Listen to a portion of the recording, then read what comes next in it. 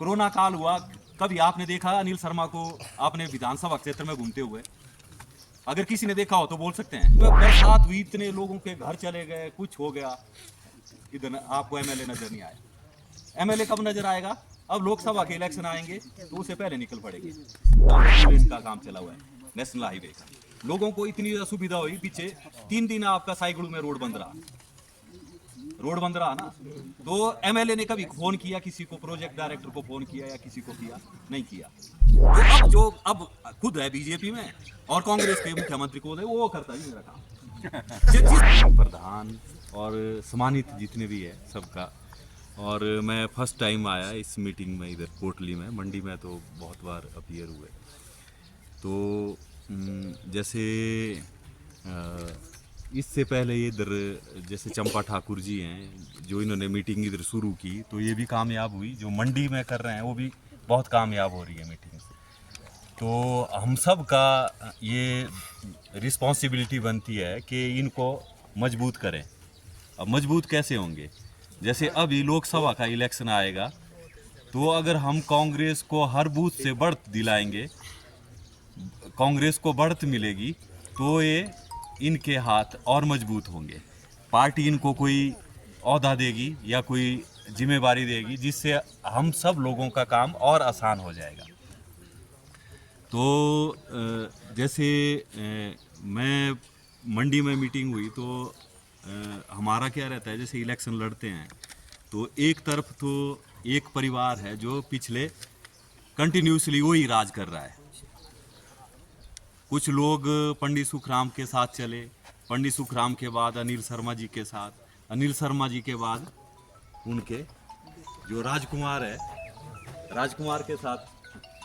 तो डेमोक्रेसी में क्या है? डेमोक्रेसी में परिवारवाद, जैसे कोई लोग परिवारवाद बोलते हैं, परिवारवाद को तो कोई जगह नहीं है डेमोक्रेसी में। क्योंकि हो सकता है कोई जैसे मंत्री है तो अपने बेटे को टिकट तो दिला सकता है, पर वोट तो हम लोग ही देते हैं। क्योंकि जब तक हम वोट नहीं देंगे तब तक वो कामयाब नहीं होगा। तो सबसे ज़्यादा जिम्मेवारी किसकी है? वोटर्स की। जो हम वोट देते हैं, हम ही डिसाइड करते हैं कि हमारी सरकार कैसी होगी, वो काम क्या करेंगे, और हम ही रिस्पॉन्सिबल है। जैसे अभी हमारे जो वर्तमान ये विधायक है, आप आसानी से उनके पास पहुंच ही नहीं सकते, या तो एक तो मिलेंगे नहीं आपको। कोरोना काल हुआ, कभी आपने देखा अनिल शर्मा को अपने विधानसभा क्षेत्र में घूमते हुए? अगर किसी ने देखा हो तो बोल सकते हैं कि देखा आपने। बीच में बरसात हुई, इतने लोगों के घर चले गए, कुछ हो गया, इधर आपको एमएलए नजर नहीं आया। एमएलए कब नजर आएगा? अब लोकसभा के इलेक्शन आएंगे तो उससे पहले निकल पड़ेंगे। क्योंकि उनको भी हिसाब देना होता है कि बीजेपी को लीड मिलेगी तो उनकी थपथपाएंगे पीठ, उनकी पार्टी उनकी पीठ थपथपाएगी कि इनकी वजह से लीड आई। और इतनी आपदा आई। अभी जैसे रोड है हमारा ना, ये चला हुआ है, 2 लेन का काम चला हुआ है नेशनल हाईवे का। लोगों को इतनी असुविधा हुई, पीछे 3 दिन आपका साइकिल में रोड बंद रहा ना। तो एमएलए ने कभी फोन किया किसी को, प्रोजेक्ट डायरेक्टर को फोन किया या किसी को किया? नहीं किया। वो क्या करते हैं, जो काम करेंगे दूसरे, उसका क्रेडिट जरूर लेंगे। अभी जैसे पीछे, जैसे मैंने न्यूज़पेपर में पढ़ा कि थोनापनांग जो प्रोजेक्ट है, उसके लिए सिर्फ एनओसी मिली। अभी प्रोजेक्ट थोड़ी स्टार्ट हुआ, अभी एनओसी मिली आपकी फॉरेस्ट्री से और एनवायरनमेंट से।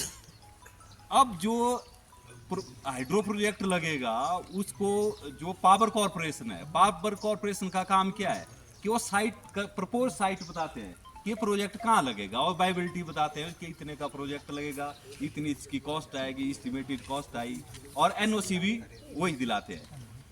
अब जो एनओसी मिली, लोग उस पे जश्न मना रहे हैं। मैं तो सोशल मीडिया पे देखता हूँ, कोई शिव बनेर नाम से है कोई, उन्होंने इतना प्रोपोगंडा किया उसका कि भाई अब तो प्रोजेक्ट लगने वाला है। हाँ जी, हाँ, मैंने वो पोस्ट पढ़ी उनकी ना, वो अनिल शर्मा के इतने गुणगान के, बस अब एनओसी लगी, प्रोजेक्ट लग जाएगा। भाई प्रोजेक्ट तो तब लगेगा जब उसकी ऑक्शन होगी। जो पावर कॉरपोरेशन है वो उसकी ऑक्शन लगाएगी कि फलानी कंपनी ने लिया, और उसके बाद अभी प्रोजेक्ट को कम से कम 10 साल लगेंगे। अगर इतना ही पंडित अनिल शर्मा जी इतने ही होते उस प्रोजेक्ट को लगाने में इच्छुक, इतनी और रखते, इंटरेस्टेड होते उस पे, तो जब वो पावर मिनिस्टर थे तो हिमाचल में सेंट्रल गवर्नमेंट का यूनियन पावर मिनिस्टर आया आरपी सिंह, और अनिल शर्मा जी उससे मिले, पर उन्होंने डिमांड नहीं रखी कि मेरा ये प्रोजेक्ट जो है थाना पनांग प्रोजेक्ट है वो स्टार्ट होना चाहिए। आप विधानसभा की कोई एक प्रोसीडिंग बता दो जिसमें अनिल शर्मा ने उस प्रोजेक्ट के लिए प्रस्ताव रखा हो। जब दूसरे लोग काम करते हैं उसको उनके जो चमचे होते हैं वो डाल देते हैं पोस्ट, ये फलाना वो एनओसी दिला दी। अनिल शर्मा ने कब लेटर लिखा कि एनओसी मिलनी चाहिए इसके लिए? वो तो पावर कॉरपोरेशन लगी है, उन्होंने ली, वो डिपार्टमेंट है उसने ली एनओसी। अभी लोग जो क्या है वो क्या करेंगे कि अब पावर प्रोजेक्ट लग गया, पावर प्रोजेक्ट को कोई लगने वाला नहीं है। अभी तो एनओसी मिली उसकी, एनओसी के बाद अब पावर कॉरपोरेशन उसका ऑक्शन करेगी, फिर पता नहीं कौन कंपनी लगाएगी, कौन लगाएगा उसको प्रोजेक्ट। वो क्या है वो हर चीज की वाई लेते हैं। हमारे को कोई नई उसमें कोई चीज नहीं मिली। जो क्लस्टर यूनिवर्सिटी थी, जो पद्धर कॉलेज था, पद्धर में भी क्लस्टर यूनिवर्सिटी की बिल्डिंग बनी, सुंदरनगर में भी क्लस्टर यूनिवर्सिटी की बिल्डिंग बनी, बासाधार में बासा डिग्री कॉलेज है चैल चौक में, गोर में, उसमें भी बिल्डिंग बनी, उसमें भी क्लस्टर यूनिवर्सिटी की बिल्डिंग बनी, जबकि कोटली में उसकी बिल्डिंग नहीं बनी। तो जो हमारा जो एमएलए विधायक हमने वोट दे के दिया है वो उसमें डिमांड रखता कि मेरे कॉलेज में भी कुछ ना कुछ नए चीज खोली जाए। जैसे अभी जो हमारा डिग्री कॉलेज है, जो कोटली डिग्री कॉलेज है, तो उसमें स्ट्रेंथ क्यों नहीं बढ़ रही है? स्ट्रेंथ इसलिए नहीं बढ़ रही है क्योंकि साइंस की क्लास ही नहीं है उसमें। जिसने बीएससी करनी है वो थोड़ी बीए करेगा, जिसने +2 साइंस में की वो आगे बीए थोड़ी करेगा, उसने साइंस ही पढ़ना ना। तो साइंस पढ़ने के लिए उसको मंडी जाना पड़ रहा है, वो कड़को का बंदा मंडी जाके पढ़ेगा। अगर ये जो डिग्री कॉलेज है आज से 20 साल पहले खोला होता तो कुछ और दशा होती है हमारी इधर। वैसा ही तो मैं बोलता हूं कि हम इलेक्शन तब जीतेंगे जब हम जो हमारा वर्तमान विधायक है अगर हम उसको एक्सपोज करेंगे कि भाई बताओ आपने क्या किया। वो दूसरों ने जो काम किए उसी का क्रेडिट लेते हैं। जैसे पहले कांग्रेस की गवर्नमेंट थी तो कांग्रेस में वो वीरभद्र जी के साथ रिलेशन मेरे अच्छे नहीं है, वीरभद्र मेरा काम नहीं करता। वीरभद्र के बाद जयराम आया, जयराम मेरा काम नहीं करता। फिर जब वो काम नहीं करते तो हुए कैसे काम फिर? क्योंकि वो तो खुद ही बोलता है कि वो मेरे सुनते नहीं भाई, मेरे काम नहीं करते। तो अब खुद है बीजेपी में और कांग्रेस के मुख्यमंत्री को वो करता है मेरा काम।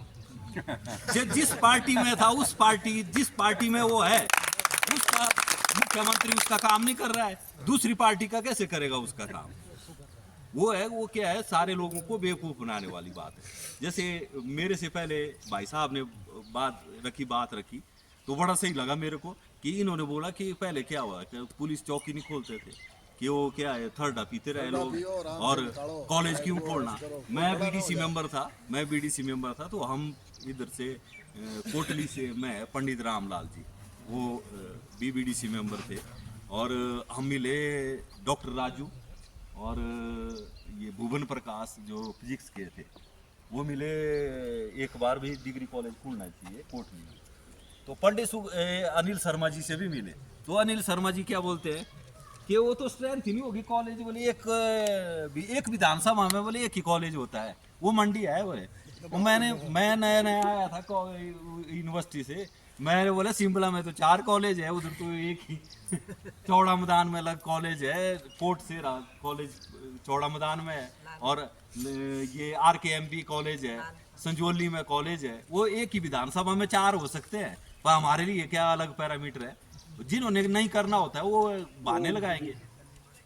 तो नहीं वो तो मैं चंपा जी से एक दिन बात कर रहे थे, जो हमारी सदर में जितने भी इंस्टीट्यूशन खुले हैं उसमें अनिल शर्मा इनकी फैमिली का कोई योगदान नहीं है। उसकी एजुकेशन ही इतनी है, उससे ज्यादा नहीं जानता। क्योंकि जो डिग्री कॉलेज है वो 1948 का, और जो ITI मंडी है वो भी पंडित सुखराम जी से पहले की है। जो ITI है वो स्टेट के टाइम के है, जो मंडी हॉस्पिटल है वो भी स्टेट के टाइम का था। वो अपग्रेड हुए, वो मानते हैं भी अपग्रेड हुए, जो सत्ता में रहेगा अब काम तो उसी ने करने हैं। बात यह है कि भाई कोई ज्यादा करता है कोई कम करता है। अब जैसे चंपा जी है, मैं तो इनके साथ में कॉलेज में पढ़ा है और फुटबॉल के ये कॉलेज टीम के कैप्टन थे। सॉरी हाँ, बोलो बोलो आप। ये जो हमारा बैली ब्रिज था ना कून के तहर में, हाँ हाँ ये वीरभद्र के टाइम का बना हुआ है। हाँ। ये कुछ सुखराम ने नहीं बनवाया है, ना सुखराम का कोई योगदान है। नहीं नहीं, मैं वही बोल रहा हूँ, मैं पढ़ा हूँ गोखड़ा में। उसने किया ही कुछ नहीं। मैं गोखड़ा में पढ़ा हूँ, जो इस गोखड़ा का एरिया स्कूल को है। उसने दबोने की कोशिश की है तब भी अब भी, और अनिल शर्मा भी वही चाह रहा है कि ये एरिया कब डूबे कब टूटे। हाँ नहीं नहीं, मैं तो गोखड़ा में पढ़ा हूँ ना, जो गोखड़ा का स्कूल है वो गोखड़ा का स्कूल भी, गोखड़ा के और भी होंगे वो जानते हैं कि गोखड़ा के स्कूल की जो घोषणा है वो वीरभद्र ने की है। बैंक उधर गोखड़ा में वीरभद्र ने खोला, जो खोला सारा खोला है। और जो हाँ, जो भी वीरभद्र ने खोली। पर जितने भी चलो पंडित सुखराम जी ने भी किया काम, पर पंडित सुखराम जी ने जो काम किया वो भी कांग्रेस में होते हुए किया ना। तो कांग्रेस ने दिया मौका उनको कि पंडित सुखराम इलेक्शन लड़ते इंडिपेंडेंट, तो इंडिपेंडेंट उनको पीडब्ल्यू मिनिस्टर बना देना था क्या? वो पार्टी से जुड़े, तब जैसे ये जुड़े हैं पार्टी से, तो पार्टी जो ये बोलेंगे वो करेंगे ना, कि जो बाहर का बंदा बोलेगा वो करेगी पार्टी। पार्टी ने तो इलेक्शन लड़ना है, तो जो उनका कैंडिडेट उधर से है वो उनके थ्रू ही काम करेंगे। वो तो बेवकूफ बनाने वाली बात है कि मैं बीजेपी में हूँ और जी मुख्यमंत्री मेरा दोस्त है वो काम करेगा। तो दोस्त का काम थोड़ी करना, उसने पार्टी का काम करना, क्योंकि जिस पार्टी ने उसको सीएम बनाया है। अब सुखू है सीएम, तो सुखू को बीजेपी वालों ने थोड़ी बनाया मुख्यमंत्री, कांग्रेस के एमएलए ने समर्थन दिया तभी बना। तो जो कांग्रेस के लोग बोलेंगे वो काम होगा। वो तो बेवकूफ वाली बात है कि जब आप बीजेपी में हैं तब बोलते हैं कि मुख्यमंत्री मेरी सुनता नहीं, जब कांग्रेस में भी थे तब भी बोलते थे मुख्यमंत्री मेरी सुनता नहीं। तो अब जो आप बीजेपी में है और कांग्रेस का मुख्यमंत्री कैसे सुनेगा उनकी? सर जी जब बोलेंगे नहीं तो सुनेगा कौन? हाँ अगर बोलेंगे कुछ ना, चलो ज्यादा हो गया अब। जब बोलेंगे तो सुनेगा कौन? जितने इधर आए सबका बहुत बहुत धन्यवाद, और ऐसी ये मीटिंग होती रहे। और जो लोकसभा का इलेक्शन होगा, लोकसभा के इलेक्शन में हम ज़्यादा से ज़्यादा वोट जो है कांग्रेस को दिलाएं, और कांग्रेस को अच्छी लीड मिलेगी हमारे हल्के से, तो हमारी जो बहन चंपा जी है वो सारा श्रेय उनको जाएगा, और उनको पार्टी भी इनके बारे में सोचेगी। जब इन्होंने इतना काम किया तो सबका धन्यवाद, बहुत बहुत धन्यवाद।